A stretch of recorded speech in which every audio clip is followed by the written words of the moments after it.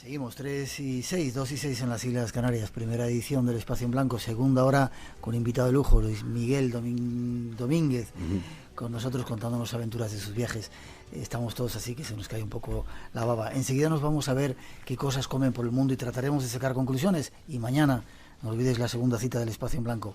Si queréis escandalizaros, no lo escuchéis, iros a otro sitio, pero si queréis enteraros de cómo es la historia, sobre todo de ese personaje al que llaman Jesús de Nazaret, no os lo perdáis, que ya veréis qué interesante.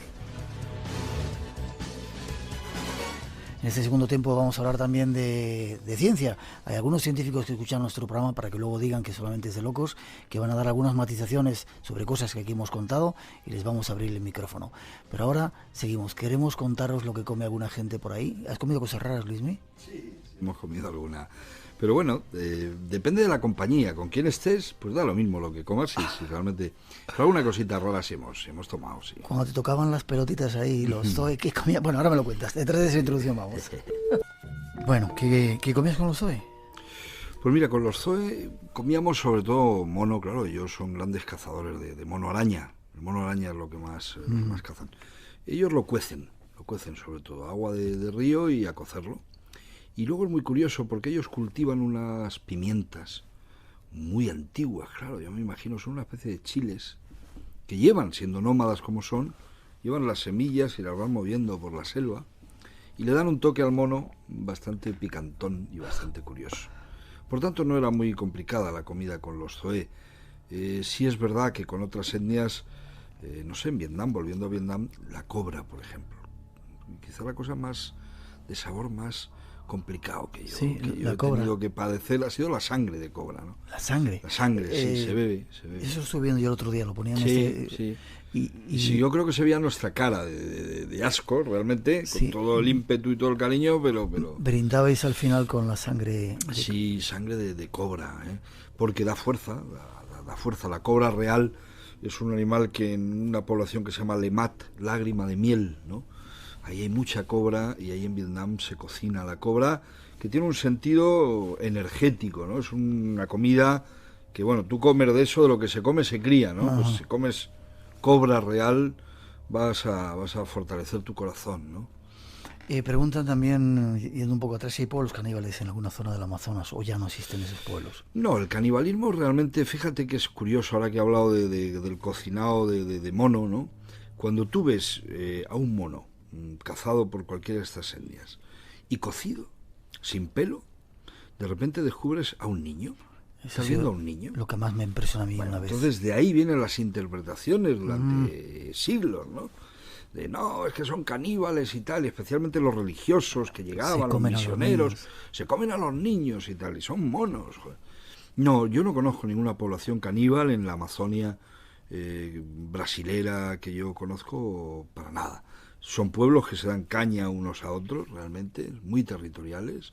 Existen todavía las guerras entre las etnias, pero no, el canibalismo realmente no lo conozco. Vale, damos un saltito. La gente, como decíamos en esa introducción, come de cantidad infinita de cosas. Sí. Perro incluso en Vietnam, ¿no? Sí, en Vietnam el perro, pero fíjate, no cualquier perro. Curiosamente el perro es un animal de compañía, el Canis familiaris y tal. Pero hay unas variedades, unas razas de perros que son perros de carne. También hasta hace bien poco se ha comido aquí el caballo. Claro. Se sigue comiendo, ¿no? Se sigue comiendo, evidentemente, ¿no? En muchas zonas de León, de la montaña leonesa y palentina. La cecina, que por cierto, está riquísimo, ¿no? Qué rica. Pero ¿cuántos jovencitos hoy dirían, pero cómo? ¿Pero de qué manera? Pero bueno, sinceramente, en Vietnam es una cuestión absolutamente cultural al respecto.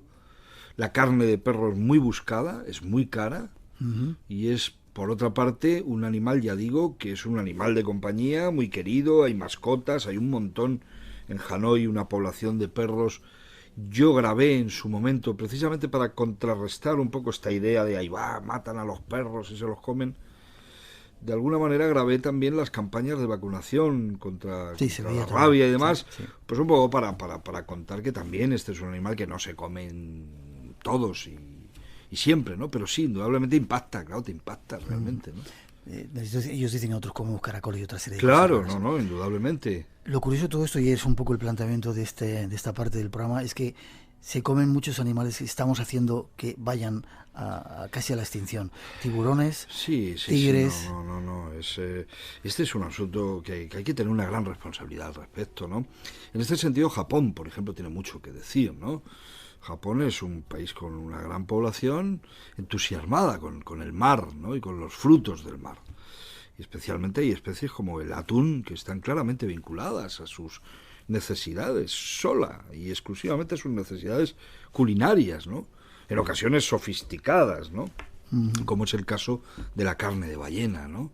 Ahí está la Comisión Ballenera Internacional, bloqueada permanentemente por Japón, que lo único que quiere, además de una cuestión de carácter económico y loable y legítima como cualquier país, ¿no? El salir adelante, lógicamente con holgura, es alimentar sus estómagos con unas carnes y con unas viandas que, bueno, que escasean obviamente, ¿no?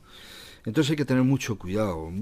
Yo creo sinceramente que en el caso de Vietnam, que es un país superpoblado, la mitad de España y con una población ya que debe estar en torno a los 100 millones de habitantes, yo creo, con total facilidad, pues ese es un ejemplo claro de que hay que tener en cuenta que a ver qué va a pasar, ¿no? A mí hay un término que me preocupa mucho, que es el de erosión genética. Es un término que habla de las pocas variedades de vegetales y animales con las que nos alimentamos casi 7.000 millones de personas. Antes había una gran variedad, había una biodiversidad doméstica que nos alimentaba y que nos daba oportunidades.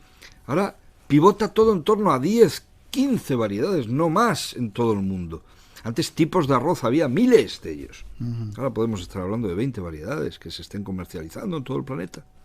Eso es poquísimo. En cuanto venga una plaga se va todo al carajo. Hay que tener mucho cuidado. Hay que ordenar los recursos naturales que, como todos sabemos, son limitados y son renovables, pero especialmente aquellos que nos van a alimentar. Y cuando se trata de animales silvestres, Miguel, a los que hay que cazar para comer una determinada cosa, evidentemente las leyes también tienen que poner mucho cuidado con ese asunto, ¿no? Ya. En 2 minutos antes de marcharnos ya a sacar conclusiones, ¿hay animales que sean afrodisíacos, el cuerno de rinoceronte, ese tipo de cosas? ¿O? Sí, la medicina tradicional china incorpora, fíjate, pues desde luego el cuerno del rinoceronte lo ha sido de manera permanente. Ya sabemos que no es un cuerno, sabemos que es una acumulación de pelos, es queratina, realmente. Y por otra parte los huesos de tigre, ¿no? El tigre de Bengala, las diferentes subespecies de tigre en la medicina china es un drama, ¿no? Es un drama, ¿no? Esto hay que acabarlo ya, no se puede estar diciendo, hola, somos los chinos, que somos muy modernos y estamos en el índice no sé cuántos, el Nikkei, el otro, y nos zampamos toda la bolsa del mundo mundial y además encima seguimos rayando hueso de tigre porque con esto echamos 5 polvetes más al mes, ¿no? Esto no puede pasar, querido país de China, ¿no? Esto no puede pasar, esto es indecente que pase, es indecente que se esté extinguiendo realmente el tigre. Los tigres se están extinguiendo por este motivo, porque claro, el poder de la farmacopea tradicional china es tal que evidentemente toda Asia es asolada, se buscan estos animales por doquier y China tiene dinero para pagar eso, ¿no? No, esto no puede pasar. El tema afrodisíaco, sinceramente, yo creo que conecta más con la mente, con el bulbo raquídeo de las personas, que con un determinado compuesto, ¿no? Químico o bioquímico, con una determinada alquimia que aporten determinados animales, ¿no? Ya tenemos Viagra, así que dejemos de matar animalitos, que si lo necesitamos para eso. Nos vamos a tratar de sacar conclusiones.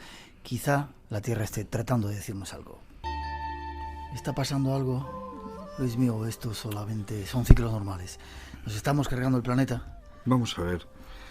Tampoco nos hace falta muchos datos para, echando mano de nuestra intuición y de nuestro sentido común, saber que las cosas así no pueden seguir en algunas cuestiones. Y también algo que olvidamos, y es que si la Tierra muere, morirá matando. Nosotros no importamos nada en este escenario. Nosotros somos mero forillo. La más antigua de las manifestaciones humanas, ¿qué podemos irnos? ¿A 3 millones de años? No sé si es mucho, ¿no? Son mucho, me he pasado. Sí, yo creo que sí. Ni Lucy tan siquiera, ¿no? Bueno, es que una cucaracha tiene 60 millones de años, ¿vale? Entonces, claro, como sigamos mirándonos al ombligo, es que se nos va a romper el cuello, ¿no? Tan preocupados por el Homo sapiens, ¿no? Quiero decir, este planeta seguirá con su traslación y rotación exactamente igual que mucho antes de que nosotros apareciéramos. Por tanto, observemos al tema ambiental, al tema ecológico, si queremos decirlo ecologista, observemos todas estas cuestiones ya no desde un ángulo solamente de ahí va un planeta que es una cosa que está ahí, sino de manera egoísta, real, ¿no? Si queremos seguir aquí, tenemos que respetar las reglas del juego. Yo no soy de los que me apunto con facilidad a los axiomas facilones de meter miedo al personal, y por tanto por ahí nunca se me va a pillar. Soy positivo, creo realmente en la capacidad de cambio que tienen las mentes de algunos humanos y en determinados momentos que pueden liderar, ¿no?, a nuestra sociedad, ¿no? Pero lo que es evidente es que las cosas así no pueden continuar. Cada especie que se extingue es una oportunidad perdida. No hay que olvidar que es que todas las especies de animales, de plantas, todas las formas vivas de este lugar estupendo en el que vivimos, que es la biosfera, y especialmente estupendo al sur de Europa, aquí en España. Si en algo hay que ser chauvinistas y desde luego hipernacionalistas es en decir que en la lotería biogeográficamente a los que vivimos aquí en esta península, la península ibérica y por supuesto en nuestras islas y en los territorios del norte de África, desde luego la suerte que tenemos de estar aquí. Pero decía Rodríguez de la Fuente, la tierra es esa madre que nunca se queja. Ahora, morirá matando. Y realmente el tema del efecto invernadero, del calentamiento global, no hace falta hacer muchas cábalas. Si usted tiene en su casa su coche, el de su hijo porque ha aprobado matemáticas y tiene ya 18 años, se va a ir de vacaciones a un sitio donde hay una casa que le está esperando pero deja otra que no sé qué. Si usted vive de una manera que todos sabemos vivimos hoy, que no es adecuada del todo, ya estamos teniendo datos, ya tenemos los datos. Esto no puede seguir así. No puede haber este desequilibrio en la balanza. Tú que viajas, Miguel, lo sabes. En cuanto sales de aquí, te vas a África. Yo ahora en agosto me marcho de nuevo a África Oriental, ¿no? Tú lo sabes que hay un desequilibrio evidente. Sabes que hay más de un 80% de la población que se ubica en determinadas zonas y que por tanto malgasta unos recursos naturales, ¿no? Así las cosas no pueden seguir, ¿eh? Pero no hay que meter miedo a nadie, simplemente hay que observar con ciencia y conciencia, y especialmente la paciencia, que es la ciencia de la paz.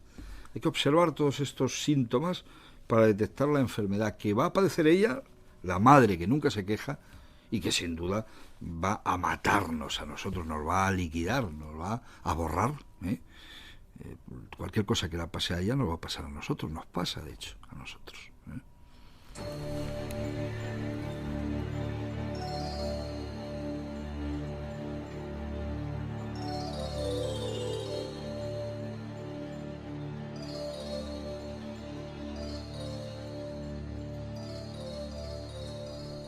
No podíamos despedirnos sin un homenaje al maestro. Juan Félix, siempre felizón, grande, Sí, grande señor. y bonito. Allá donde esté.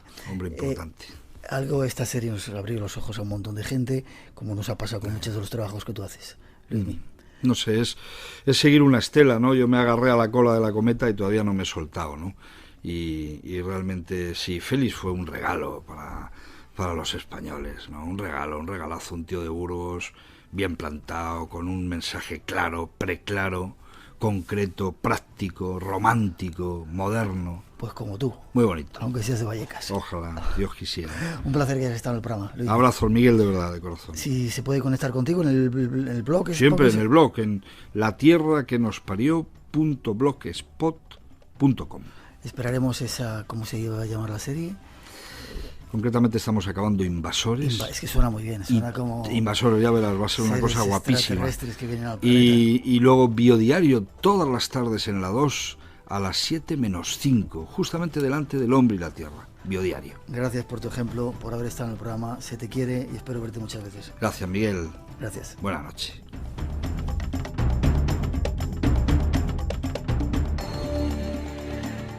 Y seguimos viaje, 3:23, 2:23 en las Islas Canarias. Nos vamos con Lorenzo Fernández de viaje, no sé dónde nos lleva esta noche. Escuchar.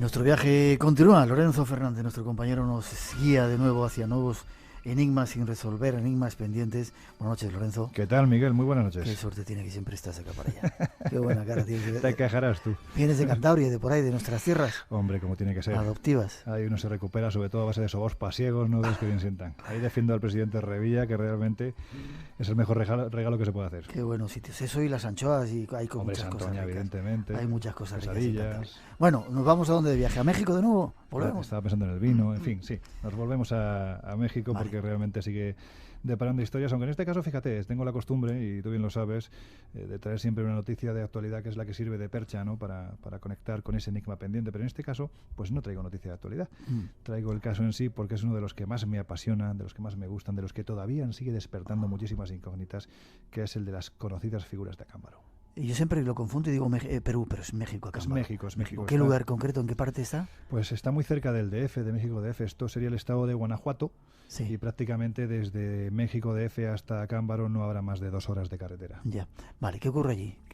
Pues allí ocurre algo que es una aberración histórica, ¿no? El otro día, pues cuando recordamos a nuestro queridísimo Javier Cabrera de Arquea, ¿no? Y sus piedras de Ica, pensé, ¿por qué no traer a Valdemar Hurruth, el alemán, el loco Hurruth, como fue conocido, y hablar de sus figuras de Acámbaro, que posiblemente sean menos polémicas y más auténticas que las piedras de Ica? Sí. Estamos hablando de que en el año 1945 hay un señor llamado Valdemar Hurruth, que era alemán y que era un comerciante, ¿no? Este hombre pues se afincó en esta zona de México, en Acámbaro, en el centro del país, y a partir de ahí pues el hombre hizo sus negocios, ¿no? Hasta que un día hay 2 versiones. Una dice que paseando a caballo junto al Cerro del Toro, que se encontraba muy cerca de la ciudad de Acámbaro, pues ese caballo metió la pata en la arena y salió una especie de figurita muy extraña. Y hay otra versión que es la que él mismo contaba, ¿no? Y es que haciendo una obra justo al lado de su casa, entre el adobe del muro que estaban intentando retirar, aparecieron unas figuras. ¿Qué figuras eran, Miguel? Pues eran unas figuras que los artesanos que las realizaran, en ese momento se pensó que recientemente, posteriormente se demostró que en tiempos remotos, pues prácticamente eran figuras que parecían sacadas de sus propias pesadillas. Ya. Creo que tenemos un testimonio, tenemos que ir a toda prisa con Pues ellos. Mira, tenemos un testimonio, tenemos una introducción, ¿no? Yo siempre intento acordarme de los buenos amigos y especialmente de los maestros, y si alguien, pues como siempre, ¿no? Como casi siempre, puso imagen a este lugar y se acordó de él y nos lo transmitió, fue Fernando Jiménez del Oso, que nos hablaba así, precisamente de las figuras de Acámbaro. Escuchamos. ¿Pero por qué el interés de esas figuras? En 1972, Jacques Verrier, el coautor de aquel célebre libro El retorno de los brujos, publicó un libro que llevaba como título El libro de lo inexplicable, donde se recogían diferentes misterios. El primer capítulo, firmado por Ronald Wilson, se refería a las figuras de Acámbaro. Unas extrañas figuras, toscas figuras realizadas en barro, cuyo misterio, insisto, descubriremos después en el documental. Pero al misterio en sí de las propias figuras se unía el de su localización. Habían desaparecido. Desde hacía décadas no había vuelto a saberse de ellas, no habían vuelto a ser fotografiadas y mucho menos filmadas. Su paradero era un misterio. Y ahora viene lo pintoresco del caso. Nosotros dimos con ellas.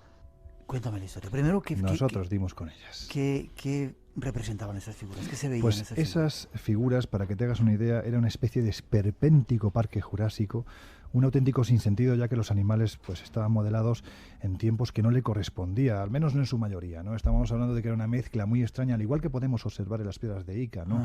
Hay una cosa, un animalito que parece un plesiosaurio, otro que parece, pues, ¿qué te digo yo? Un tiranosaurio, ¿no? Pero realmente son mezclas de diferentes saurios. ¿Pero con seres humanos? No, en este caso estaban solo los animales. Digamos que sería una especie de objeto fuera de su tiempo, un opart, ¿no? Porque realmente no correspondía eso que había sido fabricado, que había sido manufacturado por personas con lo que realmente estaban haciendo, ¿no? Era como una especie de recuerdo arcano de algo que allí había habitado. De repente se pierden y Fernando y su equipo lo descubren. ¿Dónde estaba? Pues mira, esto digamos que tiene un punto de inflexión, que es el momento en el que el propio Valdemar Hurruth decide llamar a un albañil o dilón tinajero. Él se obsesiona, al igual que ocurre con Javier Cabrera, con este asunto, y le empieza a pagar las figuras que encuentre a razón de 1 peso o 2 pesos, ¿no? Total, que llega un momento en el que entre 1945 y 1952 1942 llega a obtener más de 40.000 figurillas. 40.000. Fíjate qué barbaridad. Pues bien, este hombre, porque esto parece una historia policíaca, una historia de novela, Hurrut empieza a ser completamente repudiado por la arqueología de su momento, ¿no? Que ven en él pues poco menos que un hombre que se le ha ido la cabeza por esta cosa que ha ido encontrando, ¿no? Y que no deja de ser un fraude. Y como si fuera una especie de historia policíaca, este hombre tiene de repente un terrible accidente con un fuerte traumatismo craneal y queda literalmente trastornado. A partir de ese día, él es conocido como el loco Hurrut. Y fíjate lo que ocurre. Él y sus 40.000 figurillas se entierran en su casa y a partir de ese momento ya nadie más vuelve a verlas. Pasa el tiempo y... Pasa el tiempo y por fin un investigador mexicano llamado Harry Moller consigue, una vez muerto ya el conseguidor de estas piezas, pues logra convencer a la familia para que le dejen entrar. Y lo que allí encuentra es terrible, ¿no? Ve cajas apiladas, la luz de la calle entra a través de las rendijas de las ventanas, mostrando cómo ese inframundo está literalmente cubierto de polvo, muchas figuras están rotas, y a partir de ahí es cuando por fin entra en escena Fernando Jiménez del Oso, que es, como te digo, el primero que pone imagen a este tremendo misterio. Cuando uno ve los reportajes de Fernando, en este caso los que sacamos con Enigmas, ¿no? Pues ves las imágenes de Fernando sentado en ese cuarto completamente polvoriento, sosteniendo en su mano algo que ni él mismo era capaz de comprender, pues la verdad es que te pone el vello de punta, porque te das cuenta de que Fernando en ese momento se estaba cuestionando de que aquello podía ser auténtico. Ya. Y la confirmación de que aquello era auténtico finalmente llegó. ¿Cómo llegó? Pues llegó a raíz de un análisis que realizó lo que podríamos llamar un auténtico detective del pasado, ¿no? Charles Hapgood. Este señor, acompañado de un equipo multidisciplinar de científicos, llevó diferentes figuras a los laboratorios Ips de Westwood en Nueva Jersey. Le hicieron la prueba del carbono 14 y la antigüedad más cercana que le dieron fue ni más ni menos que de 3.600 años.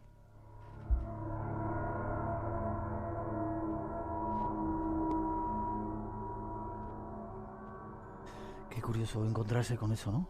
Pues imagínate, yo me imagino que debe de ser, bueno, yo he tenido la oportunidad de verlas hoy en día ya muy bien colocadas. ¿Dónde las tienen ahora? Bueno, pues como al contrario de lo que ocurre en Ica, allí sí ya hay un museo, el Museo Valdemar Hurrut, en el que tú perfectamente puedes contemplar la gran cantidad de figuras que hay expuestas, muy bien colocadas, muy limpitas, muy bien iluminadas, muy bien cuidadas, que es lo importante, porque ellos le dan el valor que tiene. Unas piezas que vienen de un tiempo remoto, de un tiempo en el que es imposible que estén ahí. ¿Y la explicación cuál puede ser? La explicación, pues Fernando lo decía, ¿no? Esta gente, los artesanos que hicieron esto en ese tiempo remoto, da la sensación de que en la oscuridad de la noche, sufriendo la más terrible de las pesadillas, al despertar recrearon lo que habían visto. Y lo que habían visto fuera la imagen de los dioses o una imagen arcana que estaba ahí latente de algo que había vivido en ese pasado, lo representaron en forma de figuras. Me encontraba pescando. Al estar pescando oí un ruido extraño entre los matorrales. En ese momento volteé y ¿qué es lo que veo? Un animal descomunal. Tenía la forma de una tortuga gigantesca sin concha. Yo vi cuando entró al agua y en microsegundo ya estaba en otra orilla. Me vine yo a bañar. ¿Esto podría ser una explicación de lo que estaban viendo? Esta podría ser una explicación, porque muy cerca de Acámbaro está la laguna de Tayacúa, donde desde hace cientos de años los habitantes de la zona aseguran que habitan diferentes seres, especialmente lo que vendría a ser una especie de primo hermano del monstruo del lago Ness y de tantos monstruos lacustres que se reparten por el mundo. En este lugar también se ha visto, son muchísimos los testimonios, incluso de la policía, y en ellos, bueno, en su forma de pensar, esta sería pues una de las posibles explicaciones para esas figuras tan bizarras que aparecen en Acámbaro. ¿No se han vuelto a encontrar ninguna más? No se han vuelto a encontrar, no. Desde prácticamente la década de los 90, que fueron las últimas que ya se obtuvieron, no se han vuelto a encontrar. Hablamos de 45.000, ¿eh? Ya son son unas cuantas. Acámbaro. Gracias, Lorenzo. Enigmas pendientes, tratando de resolver esos enigmas del pasado. ¿Formas de ponerse en contacto contigo, de saber más? Pues mira, esto también es una de las piezas importantísimas del libro, de Desafíos a la Historia. Ahí se establece esa comparación con Ica y con un descubrimiento que hicimos en Llamón, donde aparece una gente en arte rupestre cazando un aparente dinosaurio. En definitiva, pues bien, a través del libro, a través de Facebook, el muro de enigmas o el muro de Desafíos a la Historia. Te sigo viendo, ¿vale? Seguimos viajando y seguimos descubriendo misterios. Esperemos que dentro de poco juntos. Un placer. Un placer, Miguel.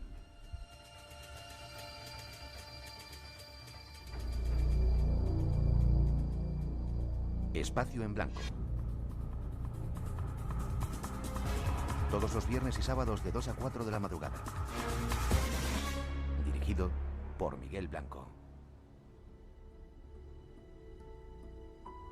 Entra en el mundo del misterio.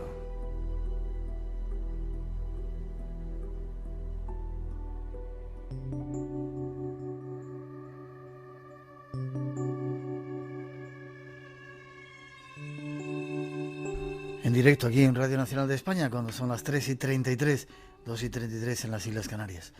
Hace poco visitó nuestro programa un científico, alguien que nos contaba extrañas historias acerca de, o curiosas historias, extrañas para nosotros porque no las conocemos, acerca de la teletransportación y otros asuntos. Lo escucharon en Alemania en la universidad y quieren dar otro punto de vista. Aquí abrimos las puertas para que así ocurra, para que tratéis de sacar conclusiones. Detrás de esa introducción os lo ofrecemos.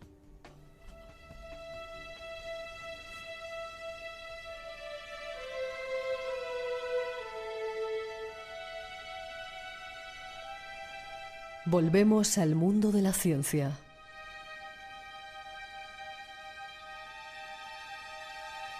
Nuestro próximo visitante, un experto en la materia, escuchó nuestro programa y ante las aseveraciones de uno de nuestros invitados, ha querido hacer algunas matizaciones.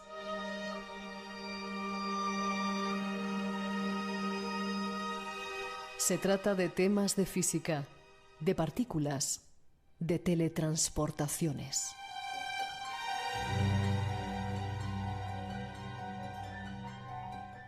Y como deseamos tener más datos, más puntos de vista sobre un asunto para nosotros poco claro, le hemos invitado al programa para que nos dé su versión.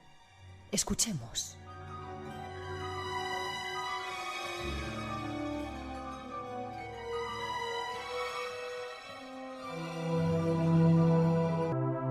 Hace unos días estuvimos hablando con Rafael López Guerrero de algunos conceptos científicos. A mucha gente le dejó muy alucinado de lo que nos contaba, pero sin embargo recibimos un mensaje de Enrique Fernández Borja, que es doctor en física e investigador en gravedad cuántica, haciendo algunas apreciaciones y queremos abrirle las puertas. Buenas noches, Enrique. Hola, buenas noches. ¿Cómo estás? Muy bien. ¿Estás en Alemania, me acabas de decir? Sí, estoy en un instituto de gravedad cuántica en la Universidad de Erlangen-Nuremberg. ¿Llevas mucho tiempo ahí? Llevo desde octubre, antes estaba en la Universidad de Valencia. De Valencia. ¿Y te hiciste doctor en física? Eso debe ser increíble estudiar eso, ¿no?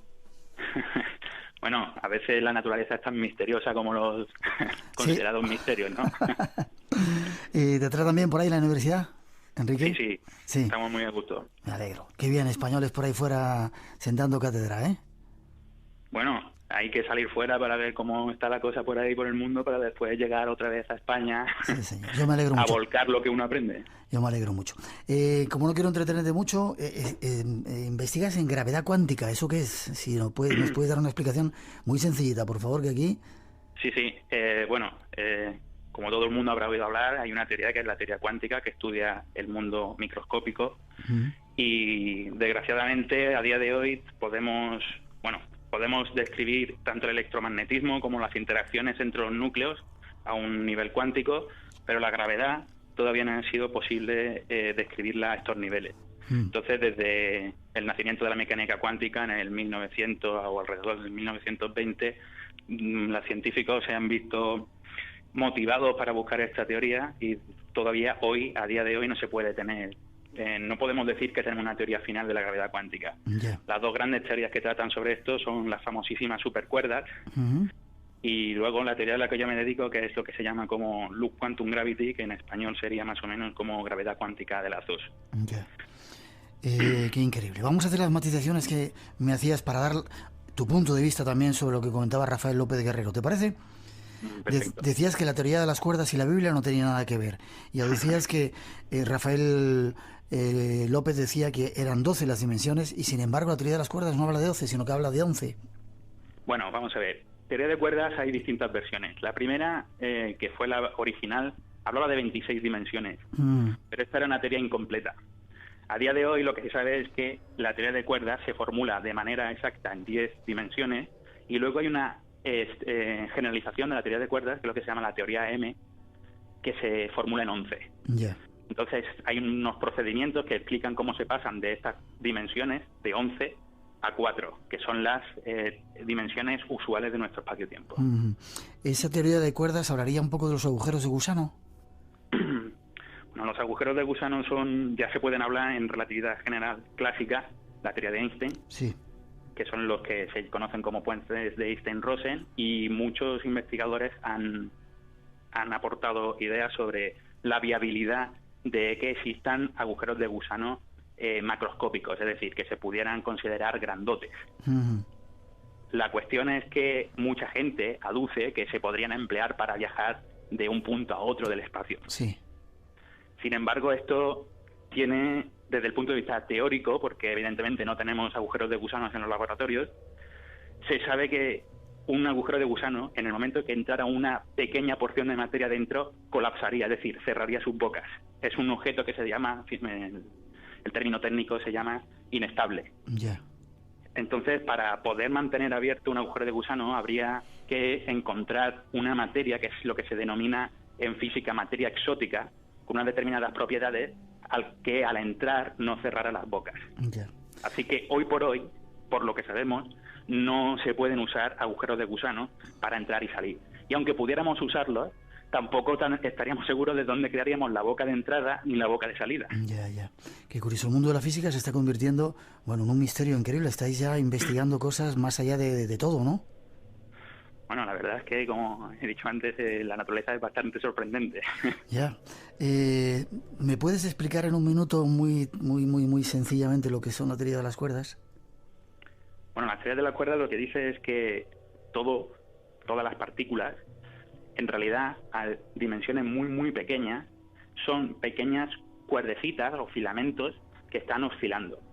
Y las distintas frecuencias de oscilación es lo que identificarían si son electrones, si son neutrinos, que son otro tipo de partículas, es decir, que cada clase de partícula vendría identificada por una determinada vibración. También se podrían, a través de estas vibraciones en esa cuerda, se podrían identificar su carga eléctrica, su momento magnético, etcétera, las propiedades que identifican una partícula. Pero esta teoría, para que tenga sentido, tiene que ser formulada en un número de dimensiones mayor que 4. Como ya he dicho, actualmente tiene que ser formulada en términos de 10 dimensiones para que sea coherente. Es decir, para que nuestro universo sea como lo vemos, tienen que ser formuladas la teoría de cuerdas en 10 dimensiones. El problema consiste en que, claro, nosotros solo vemos 4, que son las 3 espaciales y el tiempo. Entonces hay toda una maquinaria matemática que explica cómo se pasa de 10 dimensiones a 4. Ya. Es lo que se llama la compactificación. Ya. Y se supone que teoría de cuerdas lo que explica es la unificación de todas las interacciones y de todas las partículas materiales en una única teoría. Ya.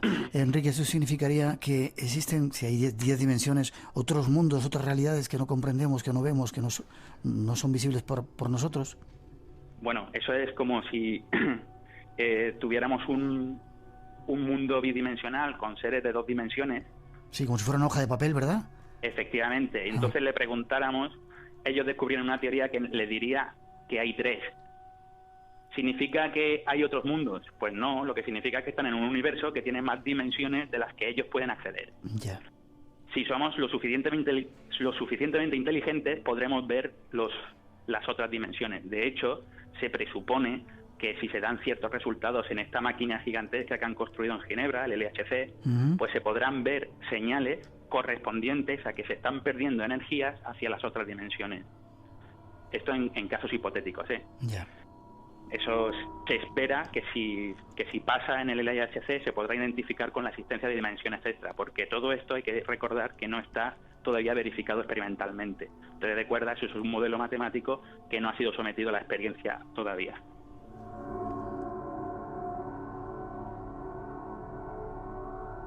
Es tan apasionante el tema que ya me salgo un poco de lo que teníamos pensado. Vamos a las matizaciones que hacías a Rafael, ¿te parece?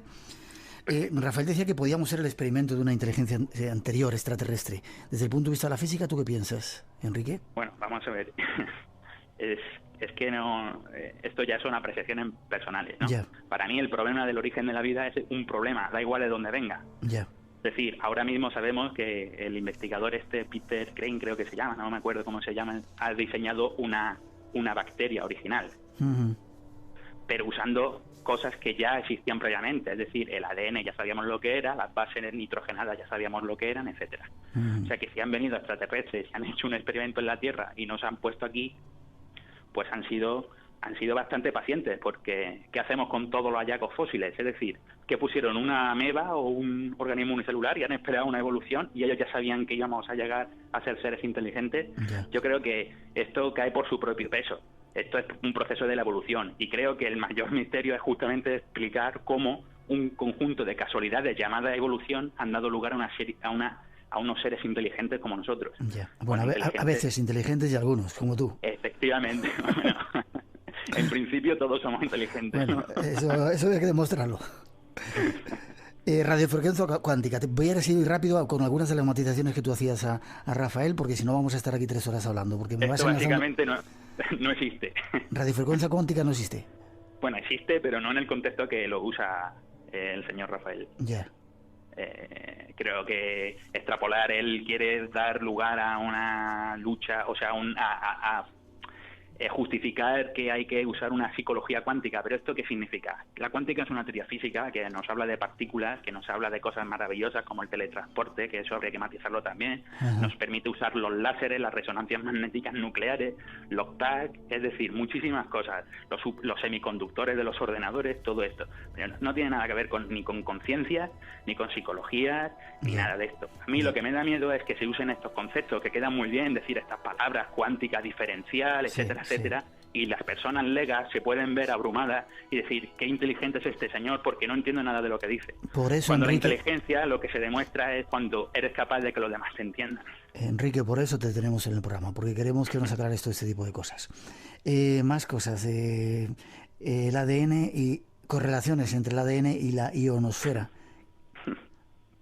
Bueno, la ionosfera es una capita que está ahí en la atmósfera, que es muy útil porque absorbe radiaciones que vienen del cosmos, que de otra manera nos matarían. Pero decir que eso está correlacionado con nuestro ADN, eso hay que aportar pruebas científicas. Y de hecho es que no tiene sentido porque la ionosfera es un gas. Es como decir que mi botella de Coca-Cola está correlacionado con mi ADN. O sea, ¿qué prueba científica tengo yo de eso? ¿Y qué sentido tiene una correlación de un gas que está en una capa de la atmósfera con un ADN? ¿Por qué con el de los seres humanos y no con el de la mosca? Resonancia Schumann, que están relacionados con los rayos gamma. ¿Qué me dices de esto? Yo creo que la resonancia Schumann, los rayos gamma son fotones, es decir, partículas de luz de muy alta frecuencia que proceden del espacio y que también se pueden generar aquí en la Tierra por procedimientos artificiales. La resonancia Schumann es como tener un cable que guía las ondas de radio. Es decir, las ondas de radio no pueden escapar de una cierta capa que es la ionosfera. Sí. Y rebotan entre la superficie de la Tierra y la ionosfera. Esto es lo que permite que podamos mandar señales de radio de un punto del planeta a otro muy distante. Que tú nos escuches en Alemania, bueno, a través de Internet y a través de la radio, sí. Efectivamente. Entonces, claro, la resonancia Schumann se da justo entre la superficie de la Tierra y la capa de la ionosfera con las ondas de radio. Y las ondas de radio son de una energía muchísimo más baja que los rayos gamma. Y además los rayos gamma proceden de emisiones extraterrestres, es decir, de estrellas, cuásares, etcétera. Con lo cual, la unión entre resonancia Schumann y rayos gamma a mí me parece un tanto forzada. Tendría que estudiarlo a fondo, pero me parece un tanto forzada. Sí. Ya, ondas de radio que interactúan con el ADN, ¿eso es posible? Bueno, entonces, si eso fuera cierto, no sé desde qué año tenemos ondas de radio pululando a nuestro alrededor. Las ondas de radio afortunadamente tienen una energía muy bajita. Si fueran capaces de interactuar con el ADN, es decir, con los enlaces químicos que tienen la estructura del ADN, pues producirían mutaciones. Si tenemos en cuenta que, no sé, posiblemente un siglo o cosas así tendremos ondas de radio pululando por ahí, ¿verdad? Pues estaríamos sometidos a una cantidad de radiación continua que seguramente habría extinguido nuestra especie. Y todas las demás, claro, porque el ADN es universal en todos los seres vivos.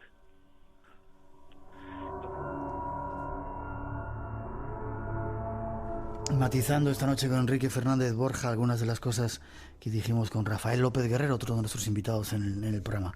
¿No das clases tú en la universidad, Enrique? Bueno, ahora mismo solo me dedico a la investigación. Solo te dedicas a la investigación. Sí. Porque lo explicas todo muy bien. ¿Teletransporte? ¿Es posible el teletransporte? Sí, bueno, el teletransporte es una cosa que todo el mundo asocia a Star Trek, ¿no? Sí. Se metía el capitán Spock, desaparecía aquí, aparecía 25 kilómetros más allá. Sí. El teletransporte cuánticamente existe, pero he de decir que en castellano es una mala traducción de algo que se llama teleporte, sería la traducción correcta del término anglosajón. La teleportación. Teleportación, exactamente. Ya. ¿En qué significa la teleportación cuántica? En realidad no es que un objeto desaparezca de un sitio y aparezca en otro punto más alejado. Lo que significa el teleporte es, la teleportación cuántica es que yo tengo un objeto con unas determinadas características y tengo otro objeto idéntico en otro punto con unas características que yo en principio no necesito ni tan siquiera conocer. Y lo que yo quiero es llevar las propiedades del primer objeto al segundo. Cuánticamente se puede hacer. Esto es a través de los procesos de entanglement o... no me sale eso ahora mismo en castellano, pero entrelazamiento cuántico, perdón. Se llama entrelazamiento cuántico. Y lo que te dice, por ejemplo, es, imaginemos que tenemos dos electrones, uno en un punto A y uno en un punto B. Imaginemos que el electrón tiene una característica que es tener un color. Por ejemplo, el electrón que está en el punto A es verde. Sí. Esto es un ejemplo, no es correcto, pero imaginemos esto. Entonces ahora lo que queremos hacer es que el electrón que está en el punto B, que yo no sé qué color tiene, tenga el color verde también. Entonces hay un procedimiento cuántico que nos permite llevar la característica de ser verde al segundo electrón. Y eso es lo que se llama teleportar la característica verde. Y esto es muy importante, porque esto nos va a permitir definir o usar los ordenadores cuánticos. Que hay muchas personas muy importantes, por ejemplo, el doctor Ignacio Cirac, que está en Múnich, que es un español, que está a punto de conseguir avances en esto de la computación cuántica, la criptografía cuántica, que son ramas científicas sólidas. Ya. Y es un posible premio Nobel en un futuro, yo espero que próximo. Ya. Por terminar, hablábamos también de unas cuantas palabras que aquí me pones en tu mensaje: agujeros Einstein-Rosen, branas, tercera densidad. ¿Qué cosas tan raras investigáis ahí vosotros? Sí, bueno, es que yo creo que uno de los problemas, supongo que en todos los campos en todos los campos del saber tenemos el mismo problema, y es que nos dotamos de una jerga. Sí, ¿verdad? Que es bien conocida entre los que la practican, pero que suena un poco exótica a las personas que son legas. Déjame que te pregunte para terminar, ¿para qué sirven todas estas investigaciones que hacéis? Es decir, hay aplicaciones, ahora ya quitando un poco de esa crítica, entre comillas, a Rafael López, ¿hay aplicaciones de todo lo que estáis investigando? Vamos a ver. Que nos sirvan para la vida diaria. ¿De mi campo en especial? Sí, de tu campo. Bueno, en mi campo, desgraciadamente, todavía no hay aplicaciones, porque yo lo que me dedico es a hacer teoría pura y dura. Es una cosa que es bastante matemática. Sí. Pero sí que, por ejemplo, sí que me gustaría puntualizar que el LHC, que es esta máquina del CERN, sí, pues el acelerador de partículas ese que tenemos ahí. Efectivamente. Esto que la gente habla de que está buscando la partícula de Dios, que es el bosón de Higgs, etcétera, etcétera. Bueno, pues he de decir que cosas como las resonancias magnéticas nucleares, que hoy están en todos los hospitales, o los tomógrafos de emisión de positrones, que también están en los hospitales para hacer diagnóstico por imagen, etcétera, etcétera, inicialmente se originaron en el CERN. Una cosa tan diaria como Internet, su origen estuvo en el CERN. Es decir, que directamente no aporta nada a la sociedad, pero indirectamente se desarrolla una serie de tecnologías cuyo impacto en la sociedad es directo. Incluso el microondas cotidiano que todo el mundo tiene en su cocina fue una invención de la NASA para una investigación para el radar de microondas y cosas de estas. Se dieron cuenta de que podía calentar agua y se lo pusieron a los astronautas en las naves espaciales. Entendido.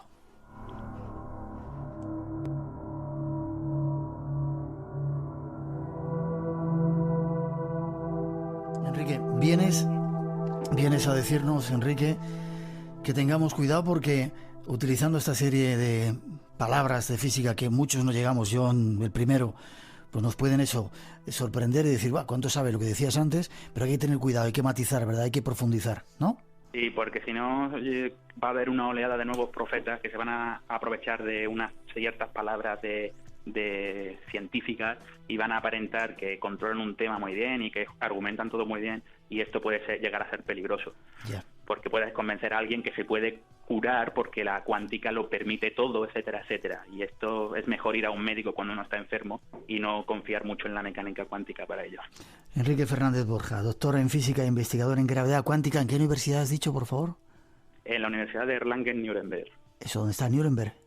Eso está en Nuremberg. Nuremberg, en Alemania. Gracias, Enrique. Gracias por escucharnos. ¿Eres oyente del Espacio en Blanco? Soy. Os sigo y me encanta el programa. Es muy relajante los sábados por la noche.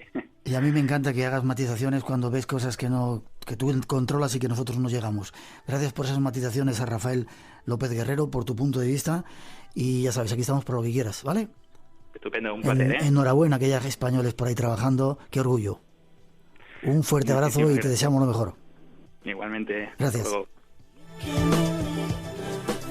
Necesito saber de qué va esto. Este planeta se muere. La raza humana lo está matando. Y has venido a ayudarnos, ¿verdad? No, eso no.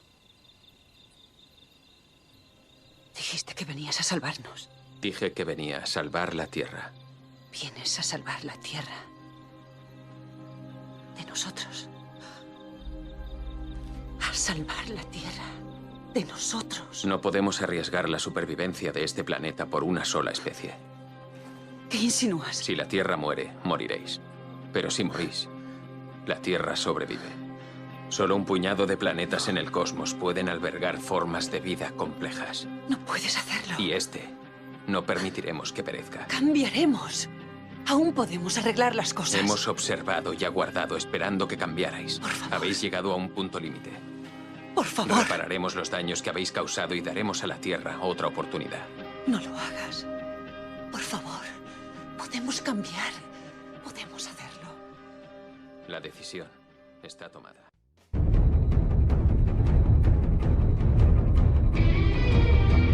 Hola, buenas madrugadas. Es tiempo de misterios. Abrimos el Espacio en Blanco con la bienvenida para todos.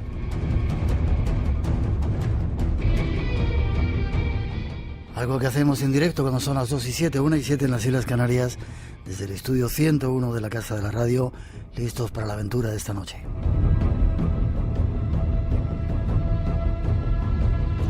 Al comienzo los saludos de todo el equipo que se encarga de realizar el programa. Esta noche en la parte técnica, Rubén de Felipe y Paco Bermúdez, Rosa Rodríguez en la locución y producción, Natalia Sotillos en la realización y coordinación. En las redes sociales, 3 compañeros, Antonio Baena, Juan Gómez y Ramón Álvarez y Miguel Blanco, este que os habla. Un placer para todos nosotros estar aquí esta noche hasta las 4, en directo, las 3 en las Islas Canarias. Moviéndonos y solo en Radio Nacional, y abrimos redes sociales, hay premios como todas las semanas. Hay un teléfono de llamada gratuita 900-137-137, hay un número de WhatsApp nuevo 633 50 50 11 para vuestras notas de voz, y Blanco Radio en las redes sociales, Blanco Radio en Facebook, Twitter e Instagram. Y vamos ya con un avance de los temas que nos esperan, como siempre, con la recomendación de que no os lo perdáis.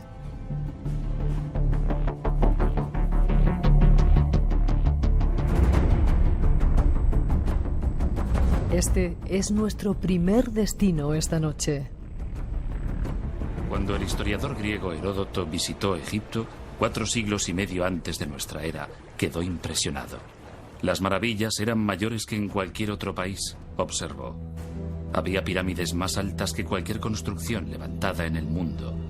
Avenidas de esfinges, mitad humanas, mitad animales, y altos pilares de piedra llamados obeliscos. Había estatuas gigantes de faraones fallecidos mucho tiempo atrás, y momias exóticas cubiertas de oro. Y por doquier, los símbolos enigmáticos de su escritura sagrada. Solo en un país del mundo podían existir tales maravillas.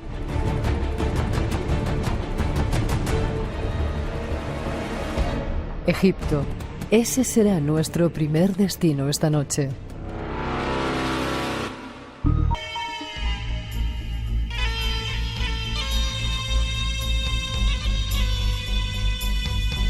Y con esta música pasamos a saludar a nuestros invitados. ¿Te gusta, Teresa?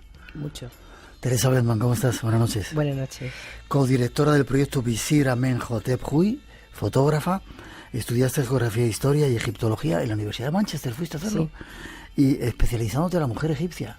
Exactamente. Qué curioso. Y eres profesora de egiptología del IEAE, que luego me cuentas lo que es, aunque ya lo sabemos. Saluda a nuestro segundo invitado, Francisco Martín Valentín. Buenas noches. Hola, muy buenas noches. Qué placer tenerte aquí en casa. Ya sabes que es recíproco. Doctor en Ciencias de las Religiones, especialidad en religión egipcia por la Universidad Complutense, director del Instituto de Estudios del Antiguo Egipto, que es lo que significa IEAE, director de proyectos arqueológicos como el de Semhemut y Visir Amenhotep Hui, profesor de egiptología y muchas otras cosas. Como digo, un placer tenerlos aquí. Preguntaros a los dos, ¿queda mucho todavía por descubrir en Egipto? Bueno, yo creo que más que tiempo tenemos, aunque viviésemos 300 años. Egipto es la madre del mundo occidental y son, como vamos a ver luego, muchos miles de años produciendo. Ajá. Por tanto, sí. Y Teresa, ¿por qué esa fascinación que sigue ejerciendo Egipto a pesar de todo y a pesar de los calores, de las arenas, de los tiempos? Porque Egipto está muy vivo, el antiguo Egipto está vivo en nuestra propia cultura. Tenemos muchos ejemplos, o sea, Egipto está tan vivo en Egipto como no está en España, ¿no? O sea, seguro que todos los oyentes conocen alguna Susana. El patrón de Madrid es San Isidro, regalo de Isis, Isidoros. O sea, hay mucho nombre. ¿Susana tiene que ver con Egipto? Claro, Susana es Sheshen, es la flor de loto. Y todos conocemos a alguna Susana en nuestra vida. Seguro que tienes una prima que se llama Susana. Sí. Entonces, bueno, y además, yo qué sé, lo tenemos la fiesta de difuntos tan arraigada en nuestra cultura, ¿no? Pues viene del antiguo Egipto. El árbol de Navidad tan arraigado. ¿También el árbol de Navidad? También el árbol de Navidad. Oye, los huevos de Pascua. ¿Y quién no tiene un onofre? También. Por ejemplo, una de las mejores pastelerías de Madrid, donde se come el mejor roscón del mundo, se llama San Onofre, que está en la calle Mayor. O sea, es que está muy arraigado. Por eso, la cerveza nos contabais ayer. También la cerveza. Claro. ¿Se pueden decir marcas aquí, no? Bueno, yo lo digo en egipcio. Vale. Geneket. Vale, ¿y por qué Egipto y no México o Perú, que también tienen pirámides y hay mucho que excavar? Pues porque yo creo que porque como lo tenemos tan próximo en nuestra propia cultura, Egipto tiene una fascinación, o sea, es lo de las momias, cuando explicamos a los niños en los colegios, todo el mundo, ¿qué conoce de Egipto?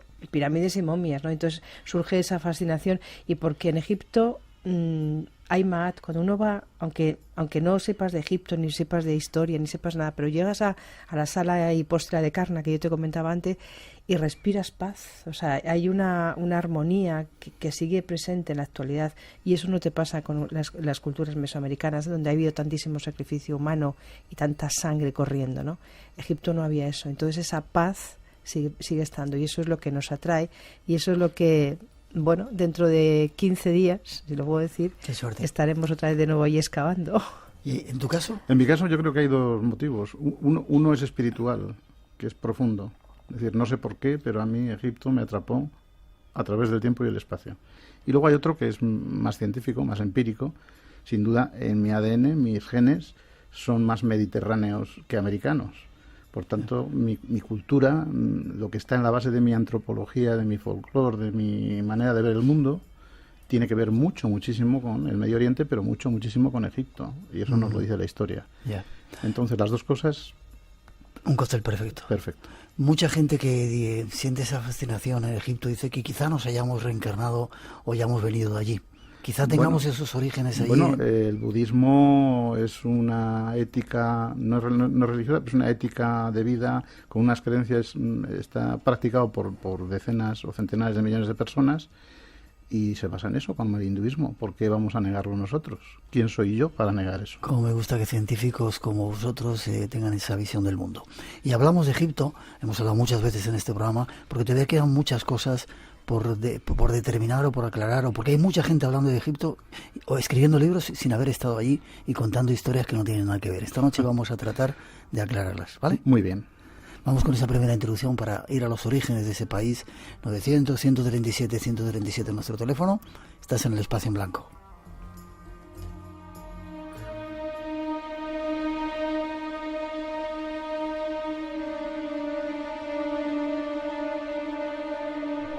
Comienza el viaje.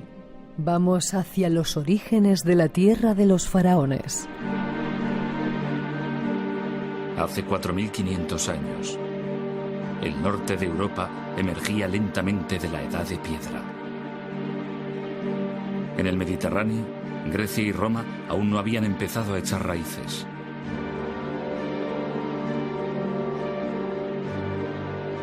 Mesopotamia todavía estaba muy lejos de la llegada del gran imperio asirio. Pero en el sur, en la zona nororiental de África, tomaba cuerpo algo sin paralelo en la antigüedad. A orillas del Nilo, en Egipto, surgieron 3 pirámides colosales, 3 monumentos levantados por la civilización más duradera que ha existido en el mundo. Ponemos rumbo a Egipto. Nos acompañan expertos en el estudio para ir desvelando algunos de sus secretos. Por eso hemos traído a Teresa y a Francisco, porque son expertos, están a pie de calle allí picando, excavando. Luego hablaremos de vuestros proyectos y vuestros descubrimientos. Pero, ¿desde cuándo existe Egipto? Porque algunos piensan 1000 años, una civilización chiquitita. Egipto, Haikapta, que es el nombre en egipcio antiguo. Haikapta. Haikapta, que quiere decir el castillo, o Hutkapta, el castillo del dios Ptah, de Memphis. Eso, con ese nombre, lo conocemos desde la época del Imperio Antiguo o de las épocas de formación. Pero el área con la cultura egipcia, lo que llamamos la cultura nilótica, faraónica, ese área tiene una historia mucho más antigua, que se remonta al Paleolítico, estamos hablando hacia el 10.000 antes de Cristo, y contemplando el Sáhara como una gran mancha verde, donde se generaron los primeros esquemas que luego formarán parte de los clichés permanentes de la cosmovisión egipcia.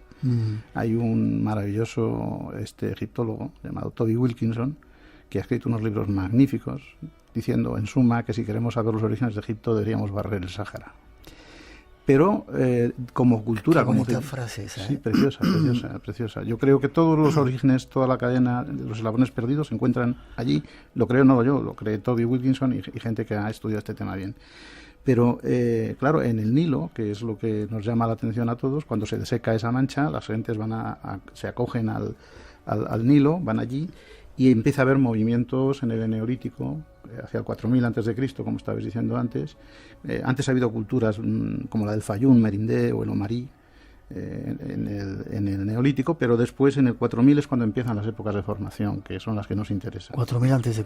Aproximadamente, sí. Estos son cifras grandes, ¿no?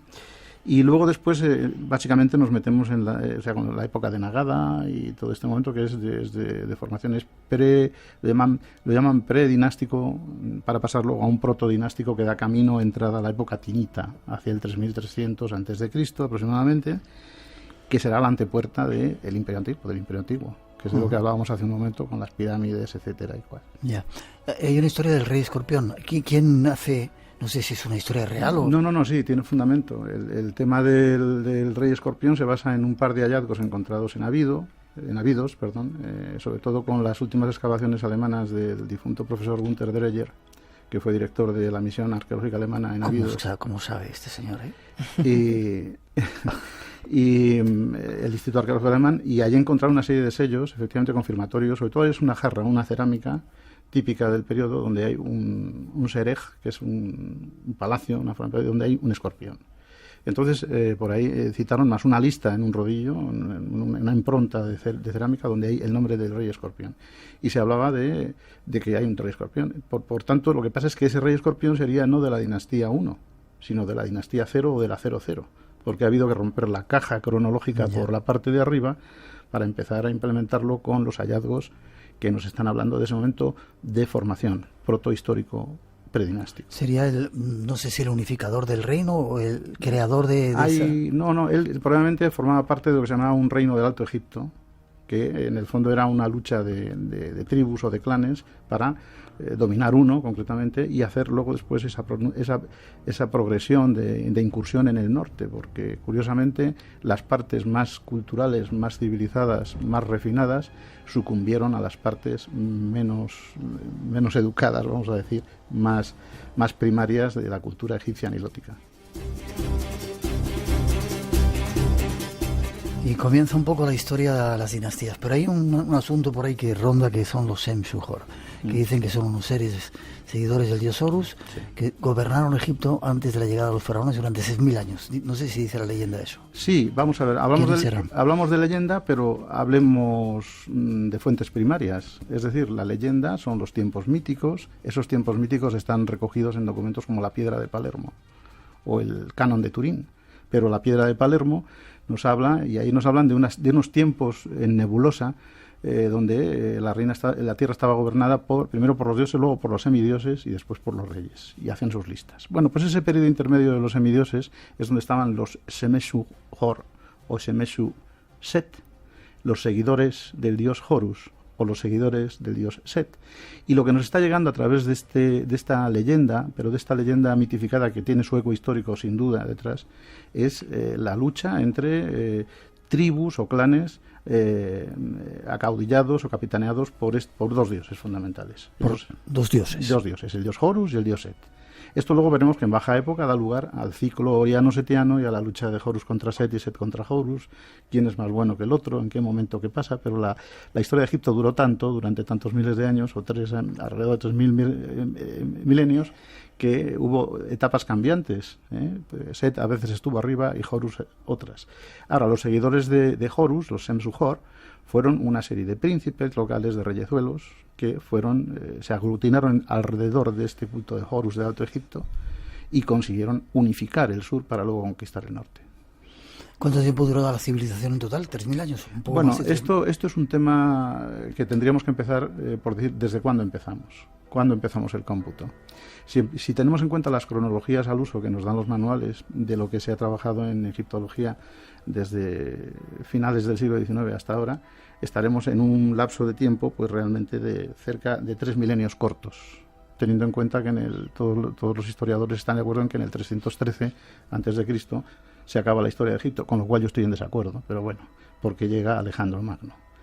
Pero es que yo creo que mucho antes de esos 3 milenios tenemos que hablar de Egipto. Se habla de historia cuando hay el primer documento escrito, pero Gunther Dreyer ha demostrado, porque encontró unos sellos y unas etiquetas que son escritura, que por cierto anteponen esta escritura a la sumeria en Mesopotamia, por tanto ahora mismo se puede decir que la escritura egipcia es la más antigua, y nos estaríamos remontando a lo mejor al 4.º milenio antes de Cristo, como poco. Por tanto, ¿cuándo empieza? Es difícil, ya digo, barramos el Sahara, pero bueno, convencionalmente podemos hablar ahora mismo de unos 3 milenios, alrededor de 3 milenios es en lo que nos estamos desenvolviendo ahora mismo, con dificultades porque, como dije antes, hay que abrir la caja por el inicio. Ya. Fíjate, llevamos 2.000 años de civilización conocida, más o menos histórica esta. Sí. 1.000 años más o 1.000 y pico, increíble esa civilización. Absolutamente. Lo que pudo llegar. Ellos inventaron todo. Luego te preguntaré sobre extraterrestres y pirámides y demás, ¿vale? Bueno, muy bien. 1 y 23 en las Islas Canarias. Seguimos dando más pasos en este rompecabezas que esta noche queremos armar en torno a respuestas serias acerca de Egipto. Espacio en Blanco. Cada madrugada de sábado a domingo, la magia del misterio te espera en Radio Nacional de España.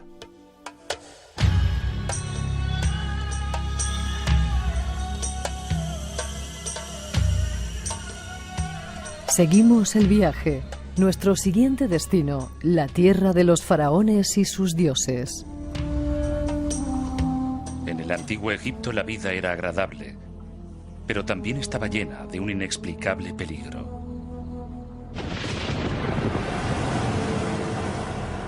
Para entender su universo, los egipcios hicieron una cosa notable. Convirtieron sus esperanzas y sus temores en una asombrosa serie de divinidades y dieron un nombre a cada una de ellas.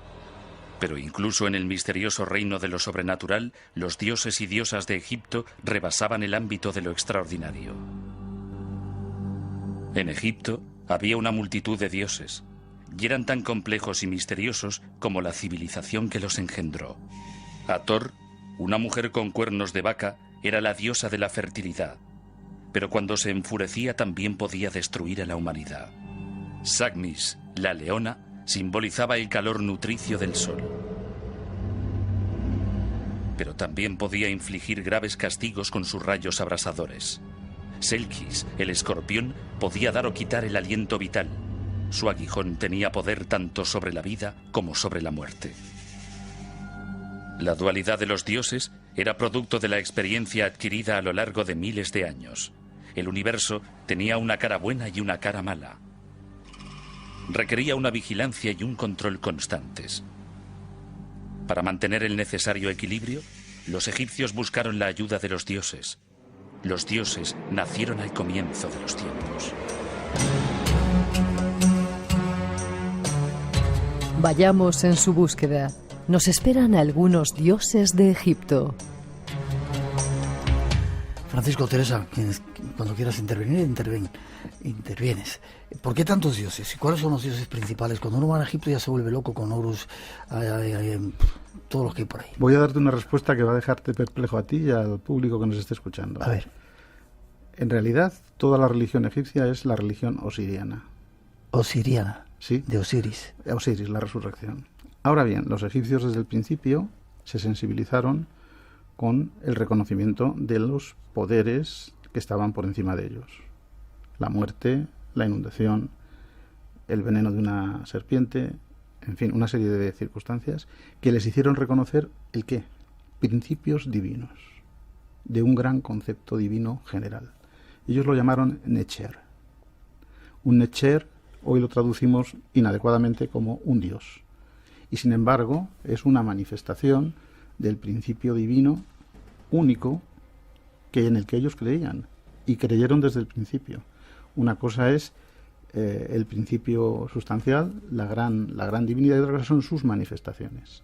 Por eso no debemos asustarnos cuando llegamos al panteón egipcio. No me gusta el término porque es griego, pero bueno, al conjunto, a la pléyade de los dioses egipcios, y nos parece que estuviéramos ante el sistema religioso hindú, que sabemos que cada uno puede inventar el dios 33 millones de dioses. No se sabe. No, aquí estaban tasados. Estaban tasados porque, en definitiva, eran los dioses que localmente, en cada uno de los sitios de Egipto, habían sido reconocidos como los patrones del lugar, o los que tenían una serie de facultades o de propiedades protectoras o de peligro que debía ser conjurado.